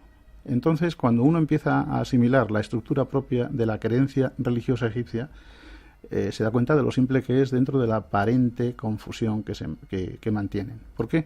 Porque en la cultura y en la cosmovisión egipcia había algo que no podemos olvidar, y es que ellos tenían la intención de que lo evidente solamente lo fuera para los que lo conocían. Uh-huh. Estoy hablando de la iniciación.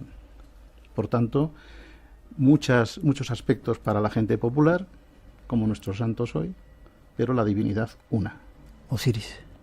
Osiris, y más por encima de Osiris, el gran creador del mundo, manifestado de diversas maneras en según qué lugares, en según qué cosmogonías. Pero todas las teorías de la creación del mundo en Egipto siempre hablaban de la misma manera de crear el mundo, básicamente, pero realizada por diferentes aspectos de la divinidad.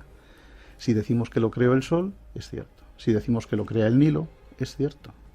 Si decimos que lo creó el dios Genum de Elefantina, con el torno de alfarero y el barro, es cierto. ¿Qué es lo que es mentira? Lo que no eran dogmáticos. No había dogma, como ahora estamos acostumbrados. Realmente convivían y conciliaban todas estas creencias en una sola, que para los iniciados de alto nivel, lo sabían perfectamente bien, se regían por el principio de la unicidad divina.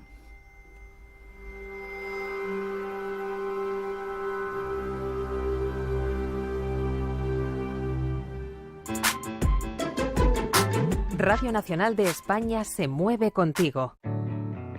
En el paseo de la mañana vi un corzo.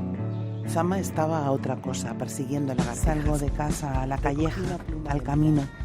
Dejo a un lado los muros del jardín. Venga la vida. Tú saltando dentro de tu mente. Para llenar una maleta ligera de transportar. Ni una nube en el cielo de la mañana. Venga la vida. Con Lara López. Han vuelto a Venga la vida. Los domingos a las 7 de la mañana. Nuestro amor y agradecimiento. Y recuerda, La Observadora, sábados y domingos a las 11:30 de la noche. Radio Nacional de España se mueve contigo. 2:30, 1:30 en las Islas Canarias. Teresa, ¿y por qué tenían los dioses esa dualidad? Que de repente tienen una cara bonita y si se enfadan la lían. Bueno, Egipto es que es dual. Hay el Alto y el Bajo Egipto. todo lo que ellos pensaban que todo lo que había en la tierra era el reflejo del cielo. Es que es muy dual. Entonces, por ejemplo, en la introducción que habéis echado para los dioses, habéis hablado de la diosa Hathor, que es la diosa de la armonía, es una diosa madre, que después, al final de la historia de Egipto, se confunde también con Isis, porque son aspectos muy parecidos, y finalmente esa iconografía de esa diosa madre con el Horus en el regazo es nuestra Virgen María, ¿no? Y entonces fíjate cómo va pasando esa iconografía, ¿no? Y después esa misma diosa Hathor en un momento determinado es tan femenina que en un momento determinado se convierte en Sekhmet. O sea, todas las mujeres es que es el reflejo de una mujer, o sea, es así, porque yo muchas veces me levanto que me pego hasta con el champú, y entonces yo mismamente digo, vamos a conjugar la Sekhmet porque hoy estamos peligrosas. Entonces realmente es el principio femenino por excelencia. Hablaba Francisco de la gran cantidad de dioses que en el fondo es la región obsidiana, ¿no? Pero fijaros, con esas representaciones que hay del mundo femenino dentro de la religiosidad de la región, hay mayoritariamente más diosas que dioses. Uh-huh. Es bastante curioso, ¿no? Que hay muchísimos más principios femeninos que masculinos dentro de la región egipcia. Pero, por ejemplo, en todas las culturas el dios de la tierra es siempre una mujer, siempre es una diosa madre femenina, ¿no? En Egipto no. Es el dios Geb. En cambio, la humedad es femenina, esa unión perfecta, ¿no? Entonces es muy curioso. Pero realmente son aspectos de la personalidad, son aspectos de la idiosincrasia de los dioses.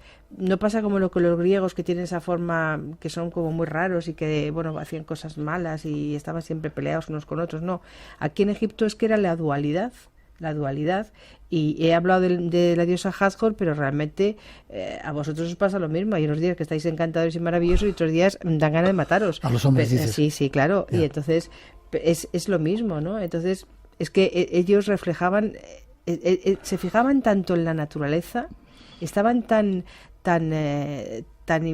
implicados con el sistema y con la vida que tenían. Realmente yo creo que esta gente inventaron incluso algo que es tan súper moderno ahora mismo, que es el tener la protección a la naturaleza, que nadie tirase nada que fuese peligroso para que el río surgiera y que los campos estuviesen fértiles. Ellos fueron los primeros que hicieron esto. Ahí está en las confesiones negativas, es decir, yo no voy a limpiar siempre los canales, voy a tener siempre limpios. O sea, ellos son los primeros que protegen esa propia naturaleza de la que ellos se sentían parte, porque una cosa muy curiosa del mundo de los egipcios era que nunca se sintieron superiores a ningún animal, al río o a la montaña. Ellos eran parte, ellos tenían esa necesidad ellos pensaban que eran parte de esa cosmovisión o esa cosmología que tenían, ¿no? Eran parte de todo eso. Y Francisco, brevemente, porque tengo muchas cosas que preguntaros, en muchos templos se ve como una trinidad de dioses. Estaban dedicados a 3 diferentes dioses. Y curiosamente, ha dicho Isis que de ahí sale la Virgen María. Parte de la creencia cristiana surge de la... Sí, vamos a ver, aquí muy sintéticamente, porque es un tema que abres que es muy amplio, requeriría un programa específico. Hay 2 cosas diferentes. Una es la cuestión de, digamos, dónde nace la revelación conforme a la creencia cristiana posterior, que esto está claro que es en Judea, los seguidores del Mesías, los seguidores de Cristo. Y otra cosa es donde nace el cristianismo. Los cristianos son los seguidores del Cristo, que quiere decir Cristo, Christos, es en griego, de Mesías, que es el Mesías, que es el ungido. Bien, estos nacen en Egipto, y el cristianismo nace en Egipto. El cristianismo es el estado posterior al neojudaísmo, perdóneseme la expresión, de los seguidores de Jesús, que eran judíos. Y cuando la religión, la nueva religión que surge, se tiene que universalizar, pues se tiene que pensar que tienen que incorporarse gente que no es judía, los gentiles, y los gentiles necesitan de otro tipo de visión. Como esto surge en Egipto por razón obvia de proximidad geográfica, porque es el sitio donde han ido siempre, desde el corredor sirio-palestino, las gentes que han salido de allí han ido a Egipto a parar, sucede en Egipto, y en Egipto lo que sucede es que hay una religión riquísima, ya en decadencia absoluta, con una iconografía enorme. La religión judía, la religión hebrea es anicónica, no permite la representación de la figura humana. Pero el icono es la imagen, en definitiva, es muy necesaria para poder transmitir a todos los niveles culturales de una sociedad un mensaje superior, un mensaje espiritual. Y de ahí cogieron lo bueno del antiguo Egipto los neojudíos y los gentiles admitidos en este nuevo movimiento. Y por eso surge el cristianismo, y surge en Egipto a partir del siglo I, II después de Cristo. En Philae dicen, ¿no? Bueno, en la Tebaida, pero hay historias muy interesantes, por ejemplo, de Alejandría, con las excavaciones que hizo Frank Godio en submarinas, en el templo de Júpiter, donde en la parte trasera del templo de Júpiter encontraron, o de Zeus, encontraron una serie de restos que pueden acreditar que había allí seguidores del Mesías del primer siglo después de Cristo, es decir, contemporáneos prácticamente, que iban a refugiarse. En todo caso, este es un tema profundo. Egipto presta la carcasa, el icono, y la espiritualidad profunda, y la creencia, que yo he dicho al principio del programa, segura, de la unicidad divina. Eso coincide con las creencias judaicas, hebraicas, y con el neojudaísmo, que es el paleocristianismo, o que se junta con el paleocristianismo. 2:37, 1:37 en las Islas Canarias. Seguimos adelante. Has dicho que cuando te despiertas como Sekhmet, estás peleada hasta con el champú. Sí. Vamos a conocer un poco quién era Sekhmet.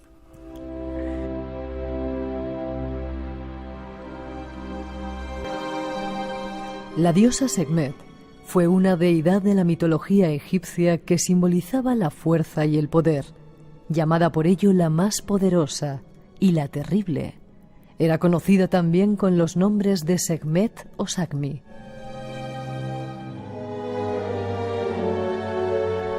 Que está empezando a hacerse muy famoso entre los místicos o pseudomísticos, o no sé cómo llamarlos. Una extraña diosa con cuerpo de mujer, cabeza de leona. ¿Qué más puedes contar de ella? Podemos contar muchas cosas, pero en la brevedad del tiempo que tenemos, Sekhmet era, como han dicho en la presentación, una personalidad del poder de Ra. Llevaba el título de Ojo de Ra, que es el ojo que destruye los enemigos del sol, que destruye a los enemigos de la creación del primer día. Con personalidad femenina, como decía Teresa. No nos olvidemos. El gran poder es femenino en Egipto. Pero, ¿solo en Egipto? Bueno, estamos hablando de Egipto. Yo no me atreveré a decir, por supuesto que no, pero en fin, de ahí viene también el tema. Pero volviendo al asunto, Sekhmet es en la cosmovisión egipcia, en la religión egipcia, es una divinidad que está encadenada a los males, a las enfermedades y a la guerra. Y por eso precisamente hay que hacer la conjuración. Cada cambio de ciclo o de tránsito en la historia egipcia, como lo veían ellos, estaba en manos de Sekhmet. Del día a la noche, por eso la señora de la luz, de la vida a la muerte, por eso la señora del occidente en Tebas, y del año nuevo. Había unos días al final del año que los textos llaman los días de la pestilencia del año, que eran los últimos días de cuando no había crecida, que se decía que la diosa mandaba a sus mensajeros, que tenían 3 nombres, los Uputiyu, los Hatiyu y los Shemayu, en egipcio. Estos lanzaban flechas y producían infecciones y enfermedades y morían. Lo lógico es que en Egipto, cuando había esa sequía antes de la crecida, había más infecciones, había calor, había los días de la peste. Eran terribles. Entonces, ¿qué se hacía? Se conjuraba la diosa Sekhmet, haciéndola ritos para que se convirtiera en la diosa Hathor. Ese poder es el que hoy, entiendo yo, estas sectas místicas están tratando de cultivar para propiciarse la protección contra los males, y puede que algunos tratando de dirigir esa potencia maléfica de la diosa contra otras personas.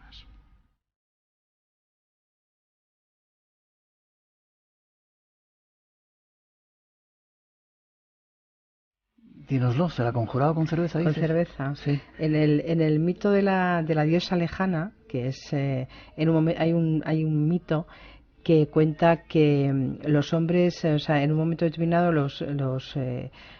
cuando el Dios ha creado a los hombres son muy ruidosos, ¿no? Y entonces los dioses estaban hasta ya el gorro de aguantar tantos dioses, y en un momento determinado se quejan al dios Ra. Y entonces el dios Ra dijo, bueno, pues esto lo voy a arreglar, pues mi hija lo arregla. Entonces manda a traer a la diosa que vivía en Nubia, por eso se llama la diosa lejana, y entonces se dedica a matar a los hombres. Entonces se dedica a matar a los hombres. La leona, sí, trata de acabar con todos los seres humanos. Entonces, claro, los dioses en un momento determinado se asustan porque es que se está quedando sin humanidad, ¿no?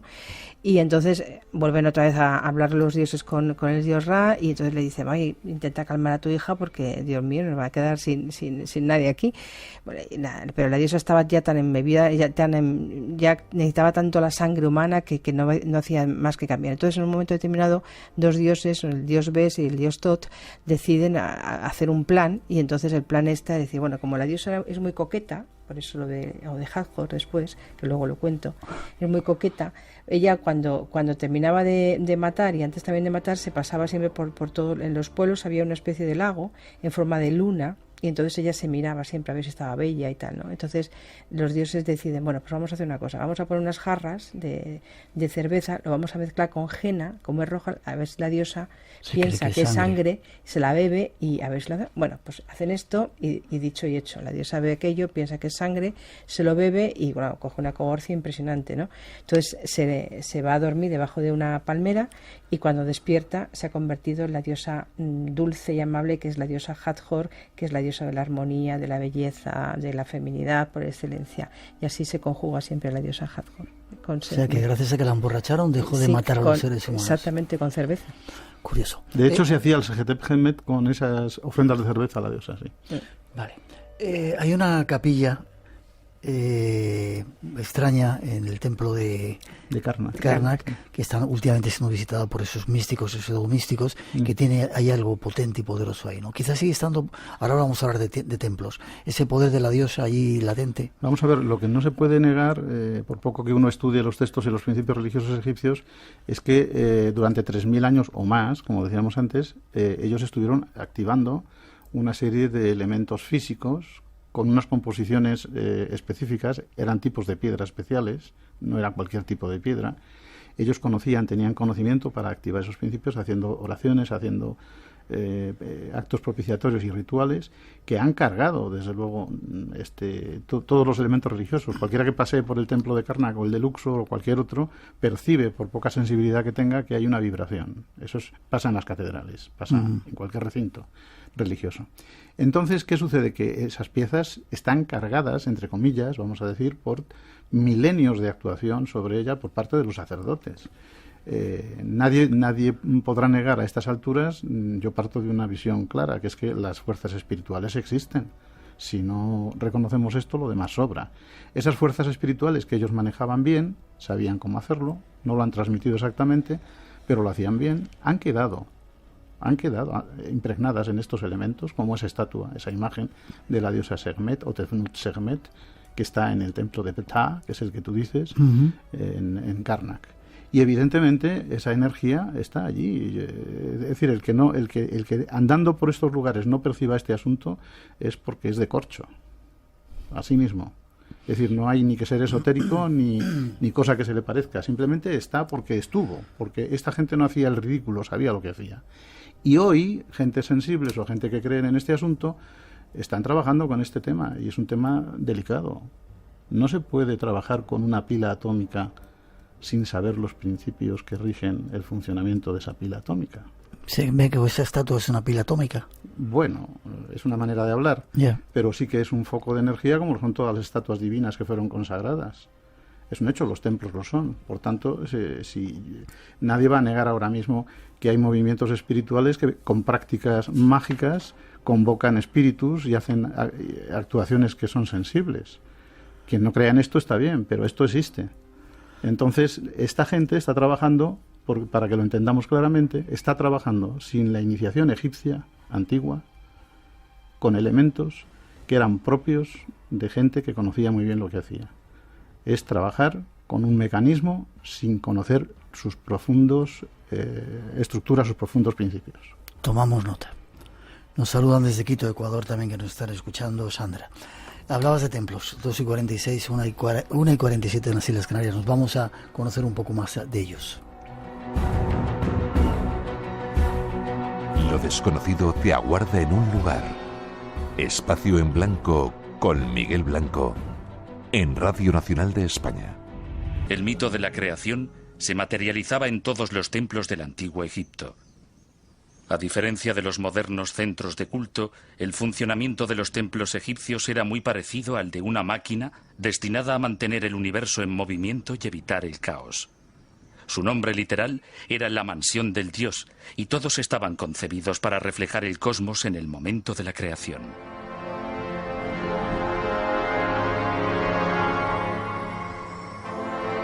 Dos grandes torres llamadas pilonos flanqueaban la entrada.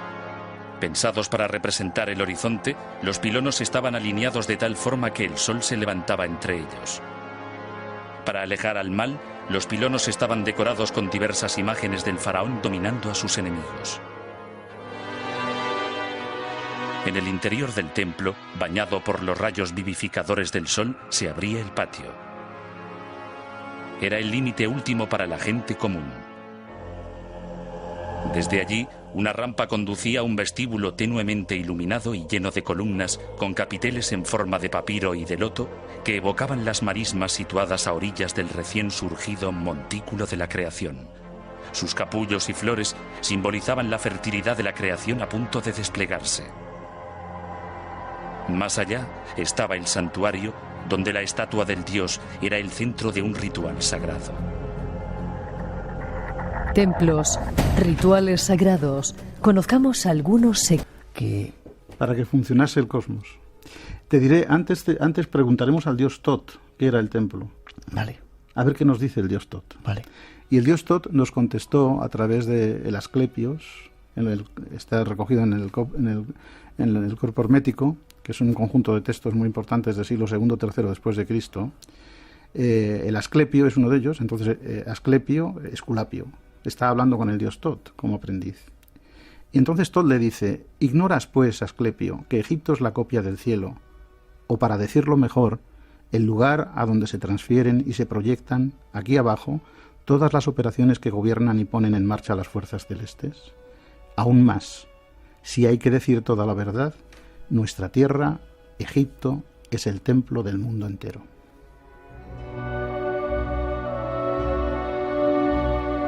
Y es algo que hemos debido olvidar la gente de nuestro mundo moderno, ¿no? Que vemos, cuando uno va, no solamente a Egipto, a muchos otros lugares, se hace la foto, el selfie, y no acaban de sentir, deben ser de, como has dicho, de cartón o de corcho.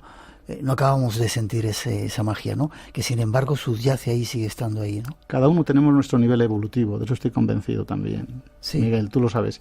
En cuanto a lo de los templos que decías, efectivamente, son las casas, la residencia de los dioses. Y así lo veían. Y los templos solamente tenían como residencia del dios un santuario muy pequeño. El resto de toda la distribución de los templos, pensemos en Karnak, con 250.000 metros cuadrados de superficie y construcciones, eran las salas de las maquinarias para hacer funcionar el universo. Y las casas de los dioses invitados. ¿De los dioses invitados? Sí, había dioses titulares y dioses invitados en todos los templos. Qué curioso. ¿Sigue estando vivo el templo? Absolutamente, absolutamente. Y de hecho también hay que tener muy en cuenta también las orientaciones de los templos. Casi todos los templos de Egipto están orientados este-oeste. Y entonces que es el transcurso solar, ¿no? Entonces y también puesto de tal forma que la crecida les llegase para hacer los diferentes rituales, ¿no? Entonces realmente... Y orientados con las constelaciones. Las constelaciones también. Es decir, son unos estudios muy recientes que se han estado llevando a cabo, y algunos de ellos por un español del Centro Astrofísico de Canarias, Belmonte, Juan Belmonte, con otros que han estudiado perfectamente bien, viendo los principios astronómicos, las constelaciones de las estrellas, cómo coinciden con las orientaciones de todos los templos de Egipto. Es realmente ese fragmento que tú has leído de Asclepios, donde realmente te dice que Egipto es el reflejo del cielo, entonces, y lo que está arriba está abajo. Entonces, si ellos nos contaron esto, no tenemos que ir a buscar nada más. Miramos el cielo y vemos dónde han puesto los templos y los encontramos. Acordaros que hace muchos años, cuando ciertas personas o ciertos escritores empezaron a comentar que las pirámides estaban orientadas a Orión, hombre, no les quemaron en plaza pública porque ya no se estilaba, pero realmente, y ahora es que es tan evidente. Nadie niega lo del cinturón de Orión. Nadie lo niega, ¿no? Pero eso ha sido súper reciente, ¿no? Entonces, y realmente, pues si vamos cogiendo todo el mapa celeste y lo vamos poniendo por todos los templos de Egipto, nos va a dar muchísima más información. ¿Sí? La arqueoastronomía es una ciencia que es muy reciente, pero realmente va a dar unos resultados fantásticos. Y alguien decía que el Nilo era el reflejo de la Vía Láctea también. Sí, la Tierra. De alguna manera. Lo que pasa es que el Nilo es casual y la Vía Láctea también es casual. Ahora, eso forma parte del nivel de conocimiento profundo que ellos tenían, que no nos han transmitido, desgraciadamente, o hasta ahora no conocemos. Ya, luego preguntaré si tienen que ver con alienígenas o seres del cielo. Casi que te acabamos de contestar ahora. Ya, por eso te lo... 2:53, 1:53. Vamos con otro aspecto antes de terminar hasta ahora. ¿Os quedáis un ratito más? Sí, hombre, encantado. Para que nos contéis vuestra experiencia en Egipto. Encantado. Las mujeres llegan ahora. Sus nombres son legendarios. Nefertari, Hatshepsut, Nefertiti y Cleopatra. Estas mujeres son símbolos de la belleza cautivadora y el poder supremo. Dominaron el antiguo Egipto. Su autoridad es comparable a la de los gobernantes masculinos más poderosos de la historia. Descubrimientos realizados recientemente nos desvelan los secretos de sus atrayentes encantos y su increíble potestad. En tumbas repletas de detallados jeroglíficos y en templos guardados por colosos, los egiptólogos están descubriendo la importancia del poder ejercido por estas famosas mujeres gobernantes, gracias a un culto prácticamente desconocido hasta la fecha. Hasta ahora los egiptólogos creían que los faraones masculinos habían sido los únicos responsables del esplendor del antiguo Egipto. Pero estos recientes hallazgos sugieren que el poder secreto de una de las más destacadas civilizaciones del mundo eran las mujeres.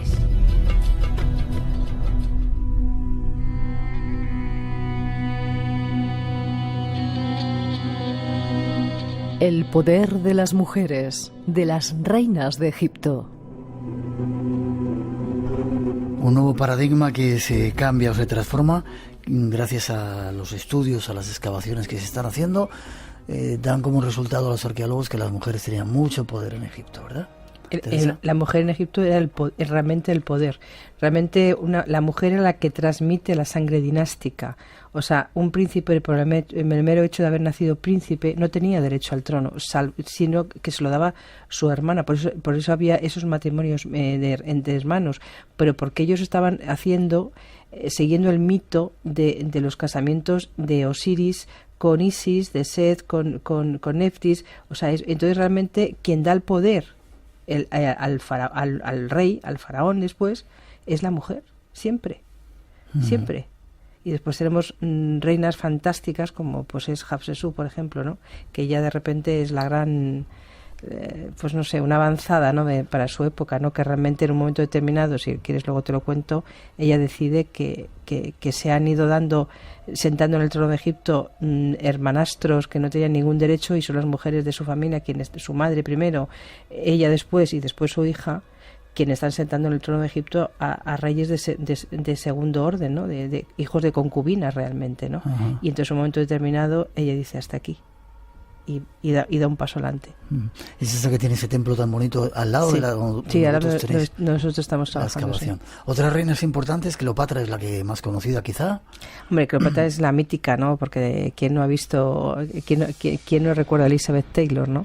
En Cleopatra, ¿no? Entonces, pero realmente fue una mujer también muy avanzada a su tiempo, porque hablaba un montón de idiomas, una gran estratega, y realmente yo creo que también es una historia súper fascinante, ¿no?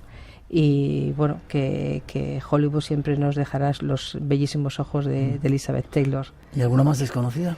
pues hombre, Nefertari es otra, Nefertiti también por la implicación religiosa que tuvo con el periodo de Ajenatón, pero es que hay muchísimas mujeres, pero hablamos de las reinas, pero las mujeres normales también, a las que estaban dedicadas a parte de los rituales que hemos hablado de esos templos. Tenemos cantoras, tenemos sacerdotisas, hay un cuerpo especial femenino, eran las mujeres las que tenían cultos para poner los nombres a los reyes. O sea, es que realmente el mundo, la mujer estaba tan implicada en la sociedad como no nos podemos hacer una idea.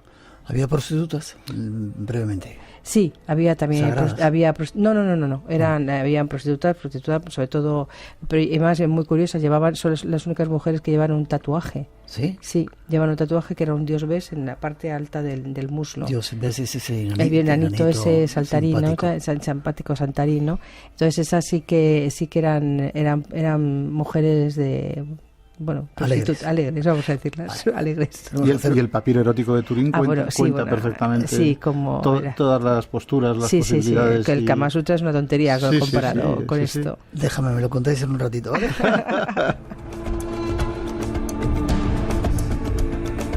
Vamos a hacer una pausa, llegan las noticias de las 3, las 2 en las Islas Canarias, pero enseguida regresamos. Hay muchas más cosas que os queremos contar. Hay un periodista que nos va a relatar parte de su experiencia y estos dos señores nos van a decir lo que están haciendo allí, perdón, en Egipto. Ya veréis qué interesante.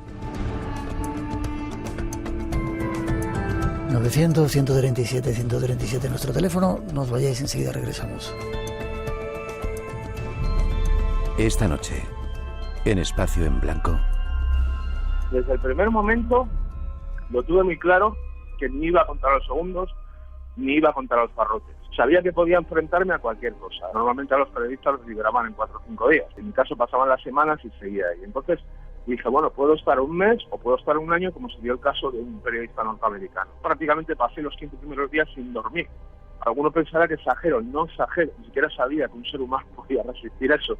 Lo que me mantiene en pie es el deseo de hacer lo que estoy haciendo ahora.